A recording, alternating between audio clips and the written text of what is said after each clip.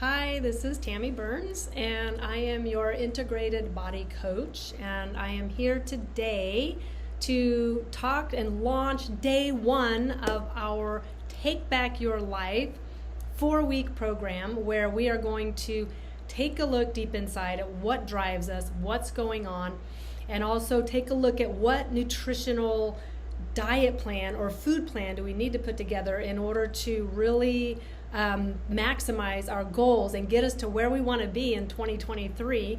And then we're going to take a week and look at a fitness plan and decide what exactly is it that you need to do in your life, in your situation, with your resources to meet your goals. And we're going to look at how to put that fitness program together.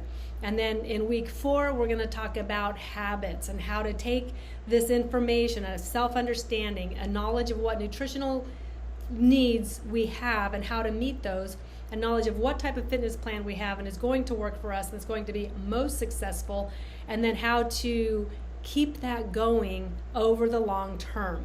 And this is part of a 90-day transformation and is kind of laying the foundation. So whether you started a 90-day transformation a while ago or this is like day one, that is totally okay, because everything we talk about here is going to be laying a foundation and setting us up for success. So let's get started. So before we begin, I just want to share a little bit of the lay of the land for this course. So for the next 28 days, we're going to take a look at first, just every day is going to have a little bit of a science trivia or a did you know section. And then we're going to talk a little bit about strategy. And then we're going to talk a little bit about journaling and how to best journal over that day's content. And then there'll be a challenge at the end of the day. So I hope you all followed yesterday's challenge and checked out the Facebook link, and be sure and look down the bottom. It's at the bottom of this video also. And we're gonna take a look now at week 1, day 1. And this week was all about self-awareness. And also just consider, before we start again, just consider this week as kind of like the runway to your takeoff onto a new lifestyle journey. As I mentioned in the introduction yesterday, the most important and perhaps the most challenging thing to do before affecting long-term change is to begin to understand the nature of the beast. What drives that subconscious elephant that we talked about yesterday to do what it does, bringing you with it. This just requires taking a hard look in the mirror and learning to observe why you do what you do. And that's what this first week is going to be all about. So your task this week is going to be to just watch the video, do the journaling activity, and try and do the challenge at the end. I encourage you not to work ahead. These are going to be available online. I'm doing them one at a time right now, but if you jump in a week or so from now, you'll be able to access, all of them at once. And they're not super long videos, but I encourage you to just take one a day and do that work for the day. Don't try to speed through this, because life change takes time, and it doesn't happen in it's not something we can cram for. Don't worry about making any changes, big or small, this week in your diet or exercise plans. It's more important that you observe your actions and reflect on what drives you and on what things are truly most important to you. So everything we're going to talk about this week are solid strategies and processes that result in long-term habit change, and particularly in lasting weight loss, improved health, and fitness.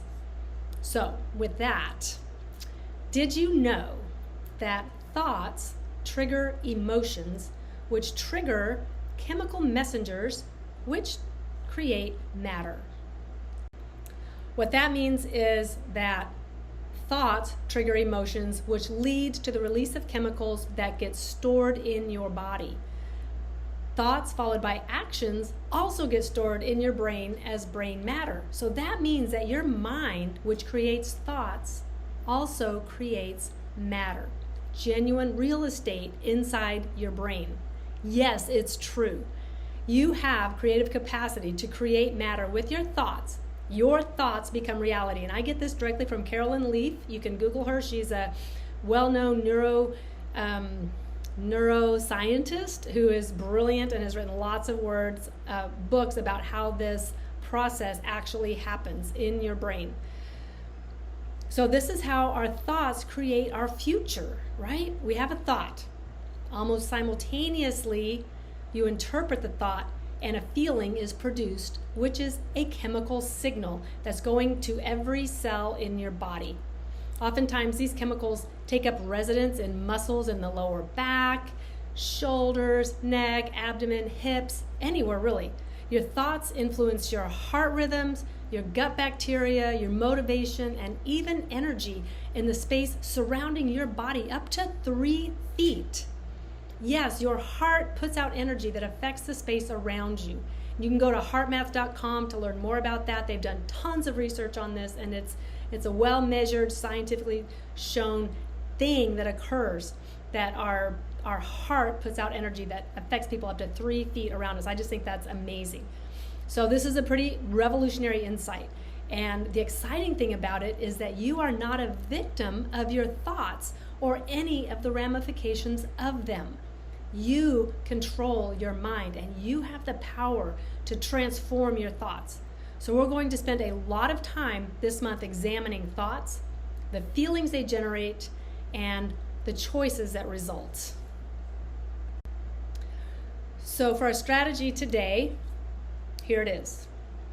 Today I invite you to listen to a 12-minute mindful body awareness guided meditation. Now, I'm not going to promise that I'm going to have one of those up today on my site, but I have one that I want to put into this YouTube channel. So you can go to that one, or you can also just go online and Google mindful body awareness guided meditation, and you will find some. And so pick a time frame that works for you. I found one that's like 12 minutes. It's really, really good. It's put out by uclahealth.org. And there are other ones out there. So find one, again, with maybe 5 to 10, 15 minutes, long enough to really allow yourself to check in and have some mindfulness going on, some awareness, and get in touch with your inner self. So it's simply a tool to help you become aware of your physical body, sensations, and tensions that you might have there. And I'm going to say, don't be surprised if you find it difficult to sit for 12 minutes, okay? If you're new to mindfulness practice, 12 minutes can seem like a very long time. So it's okay if it takes a few tries or days to get comfortable, even just making it to the end of a 10 to 15 minute guided meditation. But that doesn't mean you should stop, okay? As you listen, try to just really stay with your breath. Notice the places that your mind wants to travel when it does, because it will.